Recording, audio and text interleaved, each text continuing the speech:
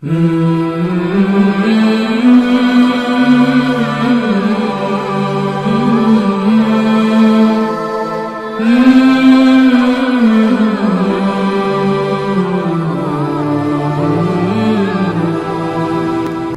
انا هطلع فاصل دلوقتي وعايزك تعلق لي بعد الفاصل على فيديو للشيخ حازم صلاح ابو اسماعيل بيتكلم كلام اعتقد كلام قديم. تقول بتاع يمكن قالوا في مايو ولا في حاجه زي كده. ده قديم قوي. بيتوقع براءة حسني مبارك.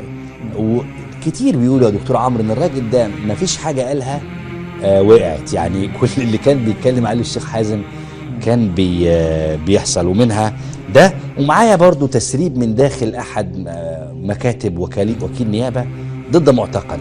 نطلع فاصل يا دكتور ونرجع بعد الفاصل ان شاء الله مع الدكتور عمرو. هنشوف ماذا توقع الشيخ حازم صلاح ابو اسماعيل بخصوص قضيه المبارك. كنت بحكي قبل الفاصل عن توقع الشيخ حازم ببراءة مبارك، وقلت ان الشيخ حازم بنى ده على حاجه ما حصلتش. يعني ايه؟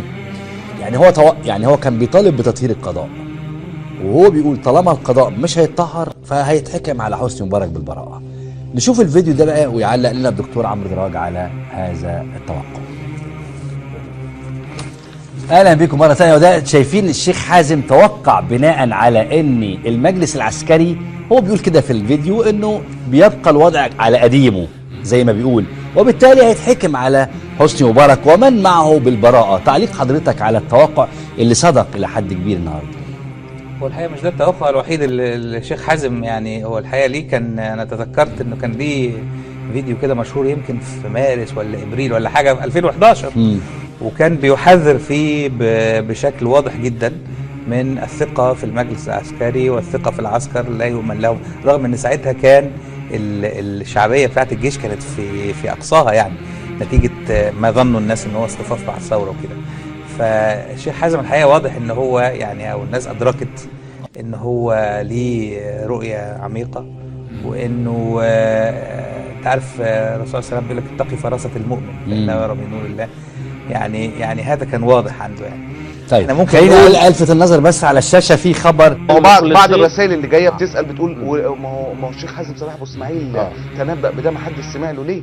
لا يعني هو الشيخ حازم ابو اسماعيل ما تنبأش بالانقلاب ابدا، ولا كل الوطنيين المنضوين الان في تحالف دعم الشرعيه كانوا يتخيلوا في يوم من الايام ان يحدث انقلاب عسكري. انا بس المقاطعه الصغيره. الشيخ حازم صلاح ابو اسماعيل كان ضيفي انا شخصيا، شخص المتواضع في مصر 25 على الهواء مباشره، والرجل قال ان المشهد ده هيعمل فيه انقلاب. تسجيل موجود والناس بتشيره لبعض بشكل رهيب. انا ما سمعتوش يعني بما انه قال كده على الهواء فاكيد قالوا بره الهواء. ما كنا نتخيل ابدا، وده في شهر 11. انا بتكلم على 11 2012. ما كنا نتخيل ابدا يا استاذ معتز ان يحدث انقلاب بدبابه وطياره ومدفع ابدا.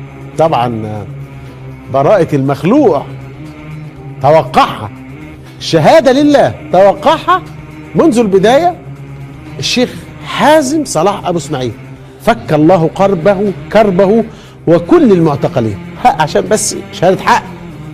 كان عنده بصيرة، نعترف، كان قاري المشهد كويس وبصيرته كانت متقدمة وشايف الدنيا ماشية ازاي. طبعا اللي حضراتكم شفتوه على الشاشات وفي الجرايد ملوش دعوة بالحكم بالبراءة. وطبعا انا نوهت الى كلام فضيلة الشيخ محمد حازم صلاح او حازم صلاح ابو اسماعيل اللي قال فيه انه هيطلع براءة ويطلع زي الشعرة من الحكيم.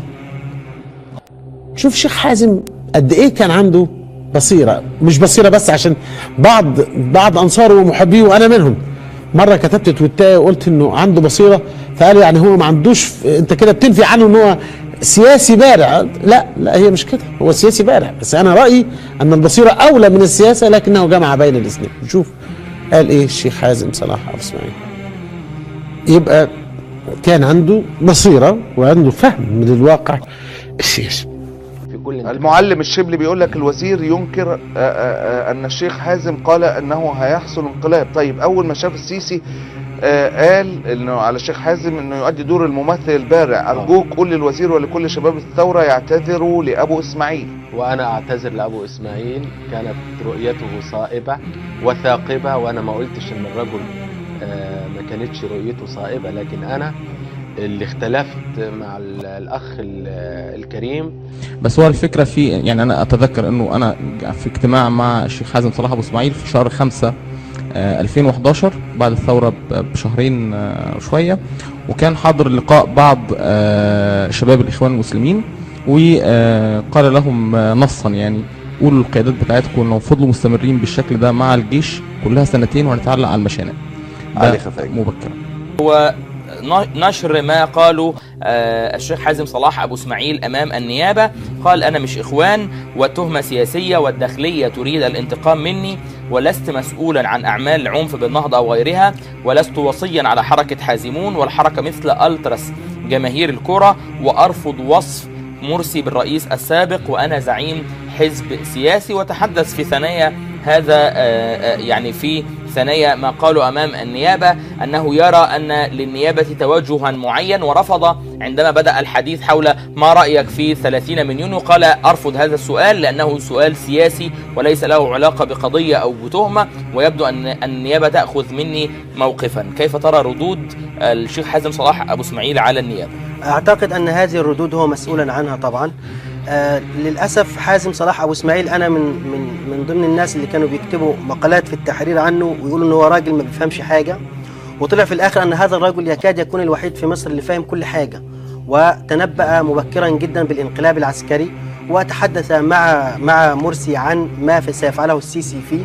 وأذكر جملة للدكتور عصام العريان قال أن الانقلاب العسكري غير موجود، الانقلاب العسكري موجود في داخل شخص واحد فقط هو حازم صلاح أبو اسماعيل.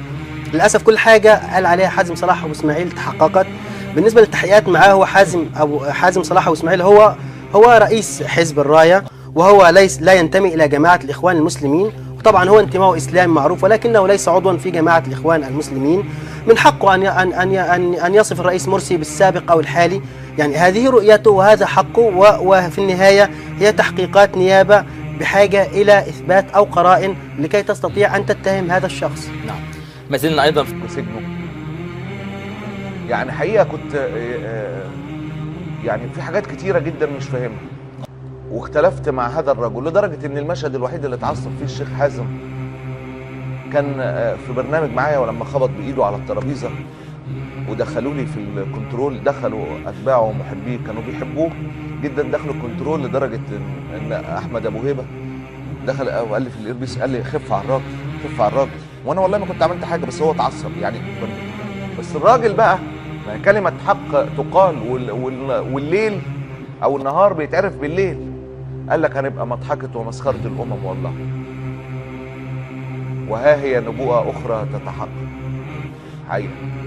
بيقول لي ممكن اعرف منك، هو فعلا داخلية الانقلاب طلبت فعلا من الولايات المتحدة الامريكية ضبط النفس في موضوع الاحتجاجات اللي موجودة عندهم والخارجية كمان، تعليق ايه على الموضوع ده؟ فعلا ده هزد يا استاذ معتز، هزد يعني حقيقي، وصلنا لمرحلة الهزد. تحية للشيخ حازم أبو اسماعيل ورا القضبان، بيقول مصر هتبقى أضحوكة العالم، الراجل تنبأ فده أضحوكة يعني حقيقي. الشيخ حازم صلاح أبو اسماعيل لو أذلني هأقبل قدمه، مش أقبل إيده، أقبل قدمه.